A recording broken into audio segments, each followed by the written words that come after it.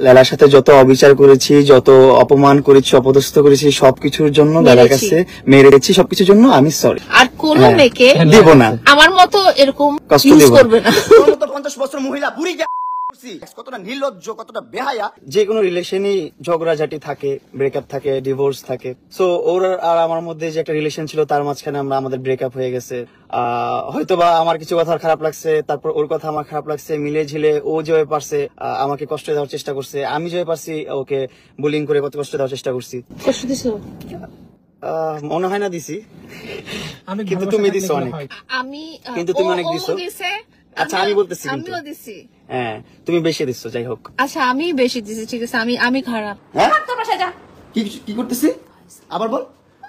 এই যে দেখছেন আসল রূপ। ওর সাথে এখন আমার কন্ডিশন হচ্ছে, ও লাইভে এসে সরি বলবে, প্লাস আমিও সরি বলবো। কেন? কারণ আমাদের ভুলগুলো বলেই তো, হ্যাঁ আমাদের ভুলগুলো বলে আমরা সরি বলবো, সরি বলা শেষ। তারপর হচ্ছে আমাদের যে সবকিছু নরমাল হবে, সব যত ধরনের প্রবলেম আছে সবকিছু নরমাল হয়ে যাবে। এই দেখেন ব্ল্যাকমেল করছে কত। এই দেখেন হাত, দেখেন হাত, দেখেন হাত, কাইটা ক্রিমিনাল জানোয়ারের কোথাকার। এই যে চাকু নিয়ে। তুমি সরিটা পুরোটা বলো। তুমি বলো। আচ্ছা, আমি লালার সাথে যত অবিচার করেছি, যত অপমান করেছি, অপদস্থ করেছি, সবকিছুর জন্য লালার কাছে মেরেছি, সবকিছুর জন্য আমি সরি। আমরা নিজেদের মধ্যে এটা সলভ করে ফেলছি। আমাদের যে ঝয়ঝামেলা গুলো ছিল সবকিছু ঠিক করে ফেলেছি। এখন বাঁচা মরা আল্লাহর উপর। জীবনে আর কোনো মেয়েকে দিব না, আমার মতো এরকম কষ্ট ইউজ দিব করবে না। স্টুপিড ছাগল কোথাকার। লালাও বলছে যে আমাকে যে পরিমাণ মানে প্যারা দিছে বা মামলা মোকদ্দমার প্যাচে ফালায়া যে একটা কষ্ট দিছে, তারপর মিথ্যা কথা বলে একবারে মানিজ্যত একবারে ধ্বংস করে দিছে, সেটা আর কোনো ছেলের সাথে করবে না।